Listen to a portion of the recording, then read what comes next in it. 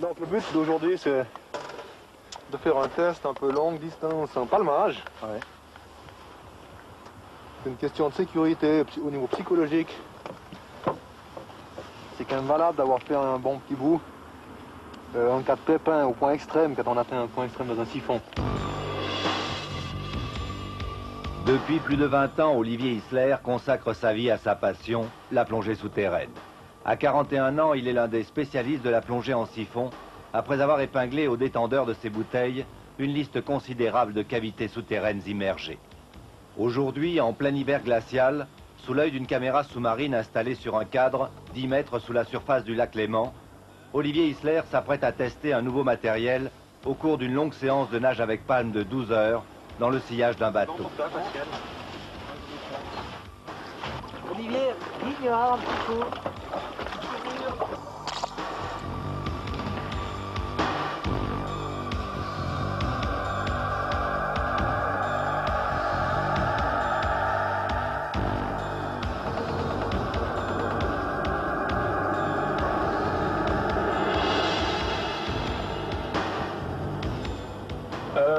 Olivier de surface, est-ce que tu as un problème en ce moment pour boire? Est-ce que tu voudrais qu'on stoppe le moteur, Olivier? Bien reçu, on stoppe, mais on va avancer encore, je pense, un bon bout sur la Lanceille, hein? Digne de la science-fiction, le nouveau scaphandre semi-fermé que porte Olivier est le fruit d'une longue collaboration avec son ami Alain Ronjat. 5000 heures de travail et de recherche ont été nécessaires pour réaliser le RI 2000, permettant de décupler l'autonomie accordée par les systèmes respiratoires traditionnels.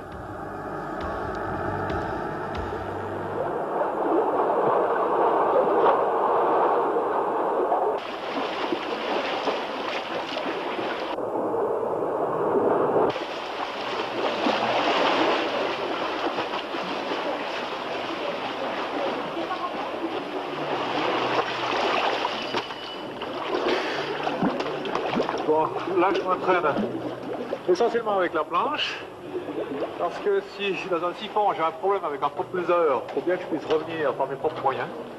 Et je fais surtout de l'endurance. Vu que je plonge dans des longs siphons, c'est assez logique.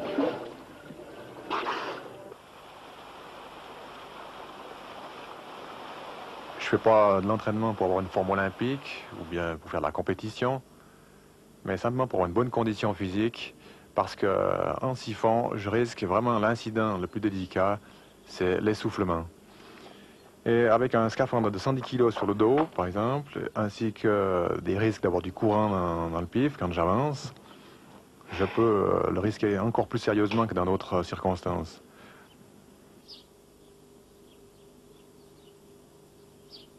Alors je m'entraîne au cross-country, je fais du vélo. Bref, des sports d'endurance, et pas du tout des sports de force qui me serviraient absolument à rien.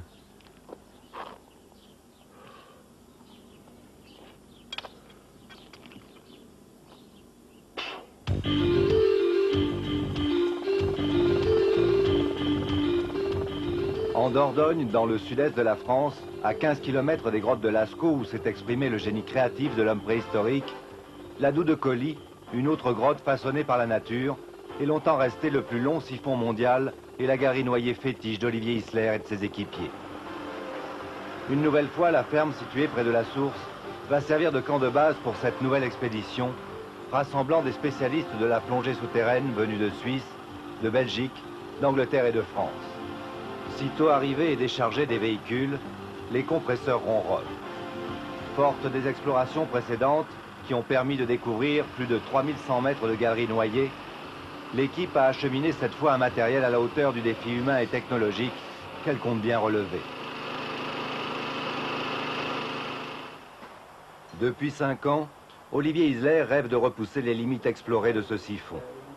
Son scaphandre recycleur d'air est le sésame qui doit ouvrir le passage vers l'inconnu.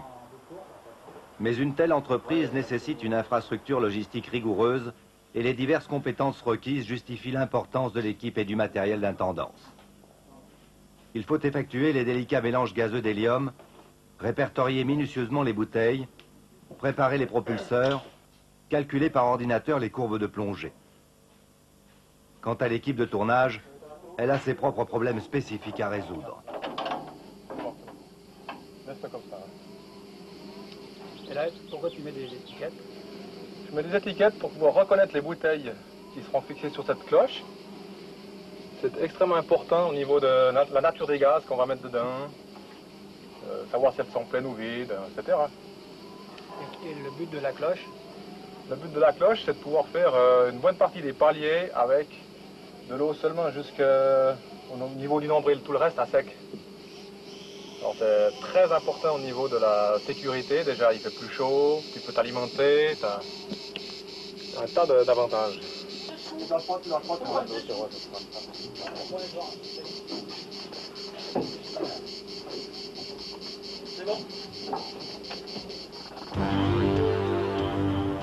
Petite rivière de Dordogne, le Colis prend naissance au fond d'un vallon tapissé de verdure. La source, qui jamais ne tarit, draine les eaux de ruissellement d'un plateau calcaire de plus de 100 km². Et il n'est pas rare, lors de fortes précipitations, que son débit dépasse 11 mètres cubes à la seconde. Malgré les 2 tonnes de matériel dont s'est dotée l'expédition, l'accès à l'adout de Colis s'effectue sans encombre. La première journée au bord de cette piscine naturelle est tout entière consacrée à la préparation de la plongée principale, prévue les jours suivants.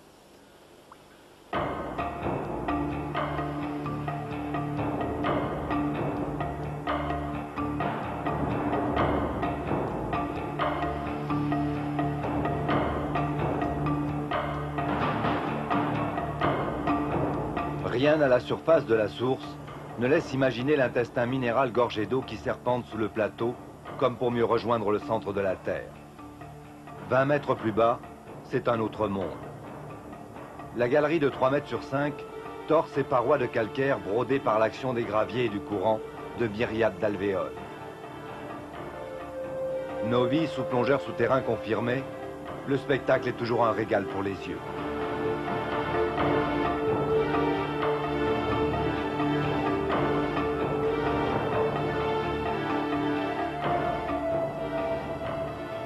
« 200 mètres en amont, la lumière des torches ne parvient plus à accrocher les parois de la galerie qui s'est brusquement élargie.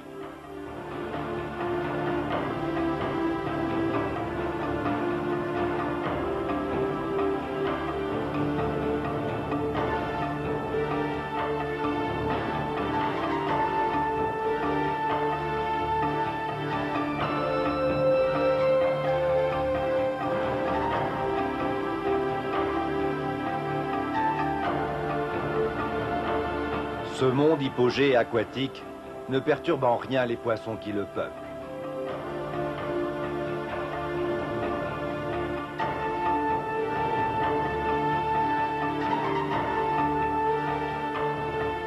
Ici, dans cet environnement étrange et minéral, l'homme vient perdre la notion de l'espace et du temps.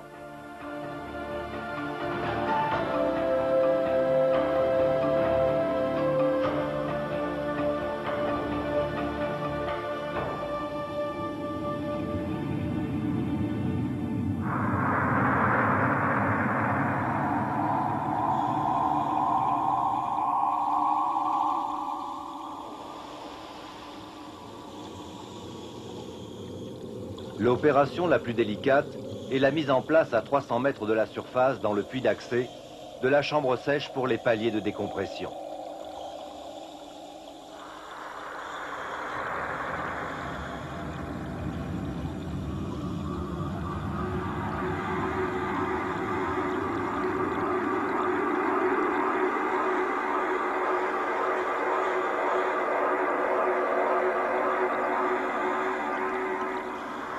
L'heure n'est pas à la rêverie pour les membres de l'équipe internationale qui s'affairent autour de la chambre sèche comme des cosmonautes autour de leur station orbitale. Plusieurs jours seront nécessaires pour acheminer à l'endroit souhaité le cadre et les 650 kilos de plomb qui compenseront le volume d'air emprisonné dans sa partie haute.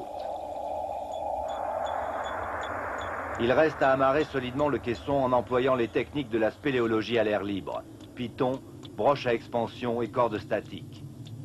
Dans cette eau limpide, les hommes en arrivent à oublier qu'ils travaillent sous l'eau. Espace ou monde aquatique, la similitude est saisissante.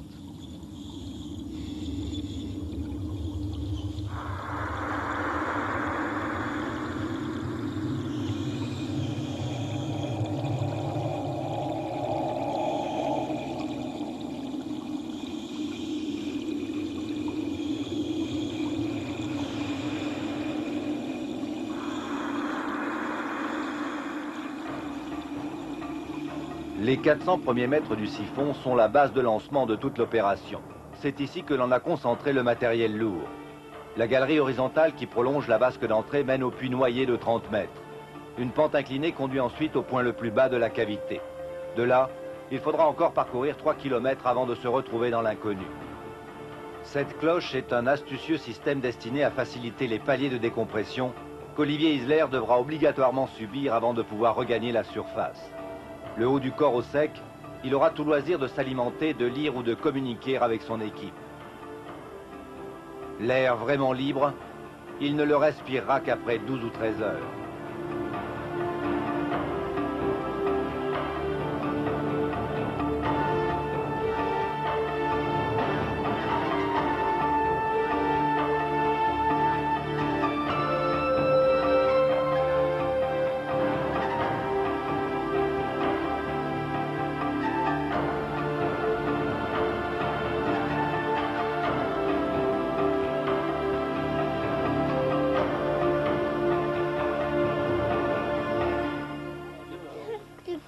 Avec le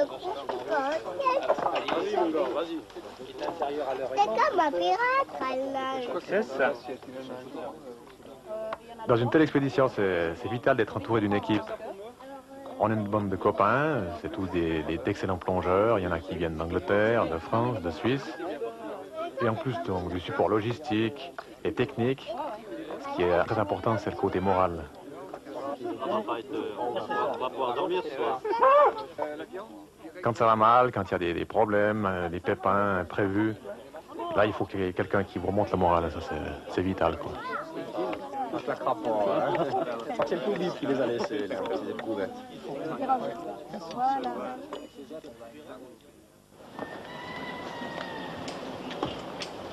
C'était allumé à un moment donné. Le grand jour s'est levé, le jour de toutes les espérances. On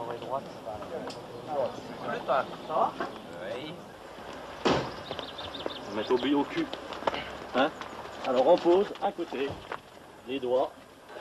Voilà. C'est bon les doigts? Ok. Lâchez les doigts. C'est bon. Ok, c'est bon. Voilà. It's already on the... So it stays on the green bottle goes sur la cloche. Alors il faut enlever. Alors en ce moment il y a une 20 litres qui est branchée sur la cloche. Oui. Donc il faut la débrancher, enlever le détendeur. Oui. Et la remettre sur la bouteille. Ça change le détendeur. On change le détendeur, on la met sur cette bouteille. Ah oui. Ok? Ok.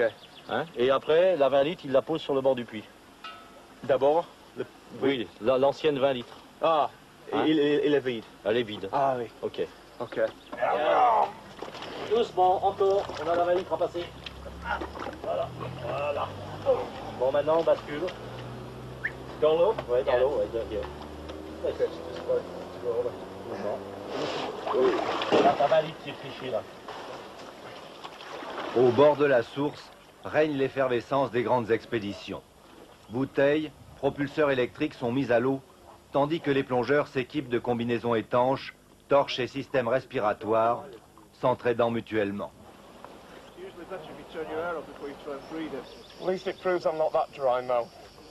Quand je m'équipe, c'est la phase la plus difficile. C'est le pire moment de la plongée parce qu'on crève de chaud. On n'a pas le temps de penser à quoi que ce soit d'autre qu'à des petits détails où il faut vraiment que tout marche bien, que l'engin s'enfile convenablement, que la cagoule soit bien mise, enfin, tous les trucs comme ça, quoi.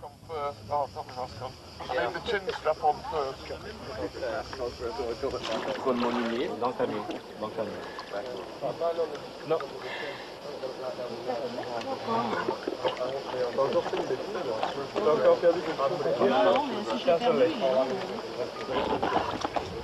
On va passer au casque. Numéro 5, tu regardes bien qu'il soit bien horizontal le truc. Oui. Hein. Je pense que c'est bon, alors il y a un écran qui répare. Alors. Oui, là. Oui. Saut de temps, oui. Oui, là. Let's have a picture of the official photographer. Taking a picture. Girl, smile. Pas mal.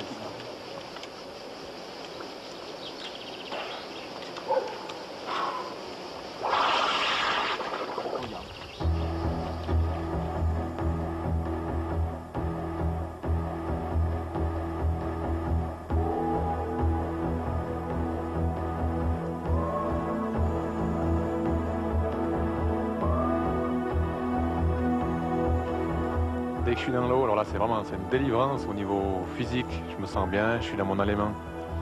Et je peux commencer à ce moment-là à penser à la suite de la plongée, à tout ce que je vais devoir faire quand j'arrive au niveau du puits.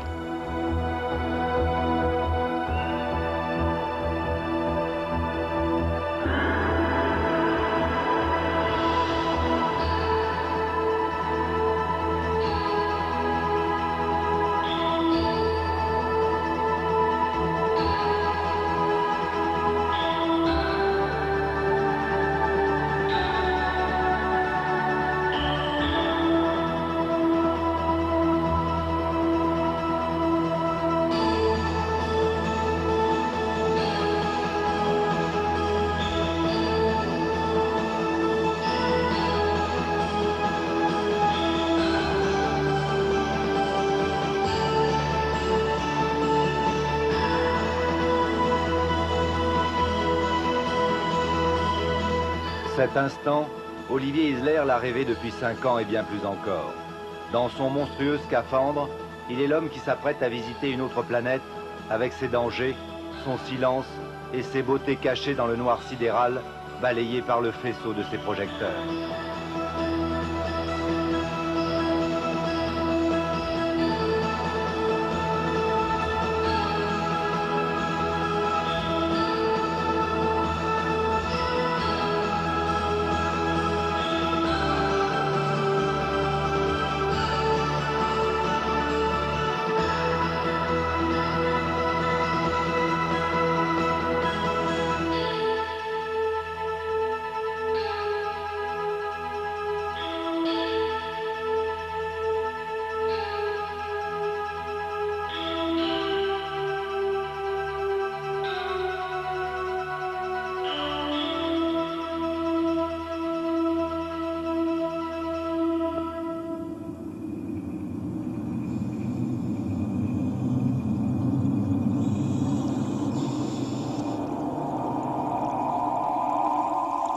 À moins 60 mètres, le spéléonaute enfourche, après une rapide vérification, les 2 propulseurs déposés par ses équipiers. Dès cet instant, il voguera seul vers l'inaccessible.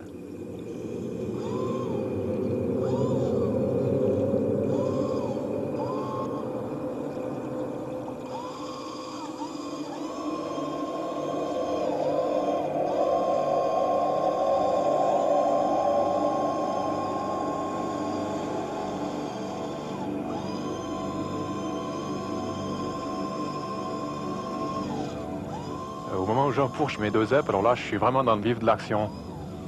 Je les utilise en profondeur parce que c'est une question de sécurité. Il faut que je puisse revenir sur un propulseur si j'ai un pépin avec l'autre.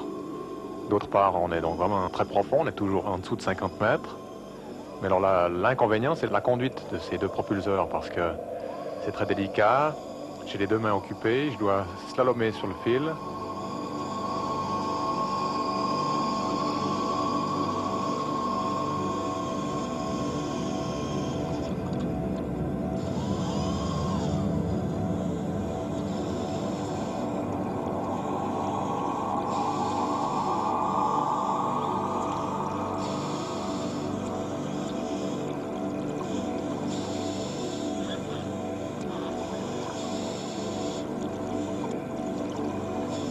Dès que j'arrive à 2800 mètres, c'est la fin de la zone profonde. Alors là, je découple un ZEP et je remonte à la profondeur de 33 mètres. Et là, la galerie repart à l'horizontale. Et très rapidement, je vais devoir dérouler mon fil d'Ariane donc, qui me permet de retrouver la sortie. Mais avec un propulseur, c'est très délicat parce que si je n'ai pas une tension régulière dans le fil, il risque de se prendre dans l'hélice du propulseur. Et alors là, bonjour les dégâts, de nouveau, je peux bloquer complètement le propulseur et je dois rentrer à pied. Ça devient un pépin très sérieux.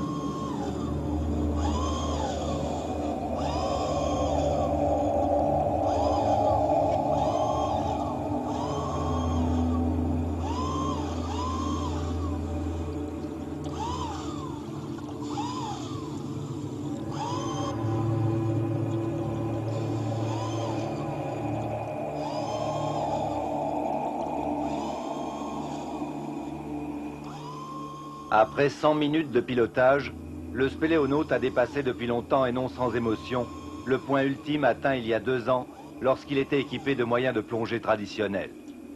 Extrêmement concentré sur sa progression, les mètres de parois qui défilent autour de lui sont autant d'unités magiques qui le portent vers son nirvana. À 3700 mètres, il dépose son scooter et poursuit à la force des palmes sa quête de l'inconnu.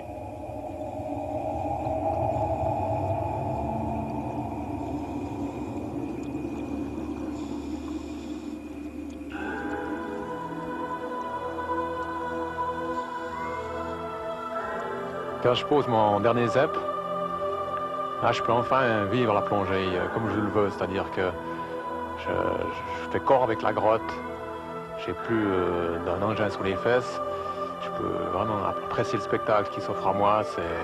Bien sûr, c'est là que je suis le plus loin, donc en cas de pépin, ce sera le plus délicat, mais j'oublie tout ça, là, je prends mon pied, là, vraiment, c'est grand, là.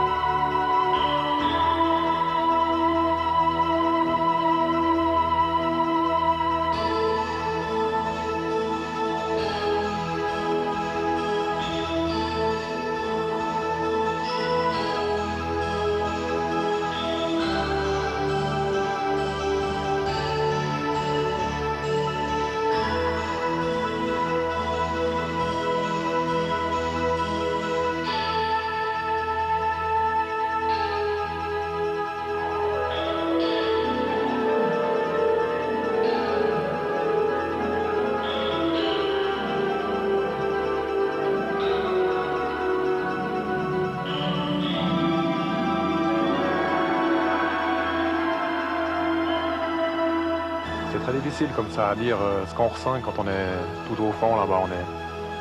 On est à la fois très loin, on est très proche, on a des sensations extraordinaires. C'est comme une drogue.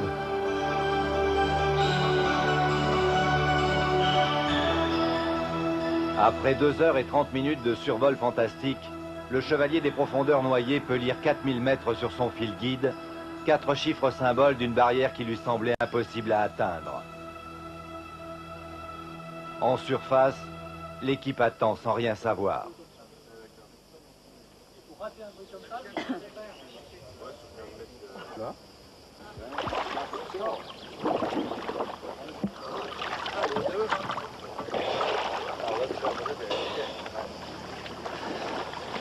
Tom, il faut expliquer à l'anglais. Ouais. Qui récupère. Que je l'ai fait revenir, hein, s'il était à 70 mètres. Hein. Ouais. Bon. Qu'est-ce qu'il a fait? On ne sait pas, pour le moment il est sous la There cloche. is... Donc, il récupère la gourde que j'ai attachée sur ce même bloc. Ouais. Et il descend la gourde qui est attachée au bloc avec la bleue à l'olivier. Ok? Ok. Et au retour, il ramène ce bloc. Ok. Qui est au haut du puits. D'accord. Parce que bon, l'opération délicate est finie. Ouais.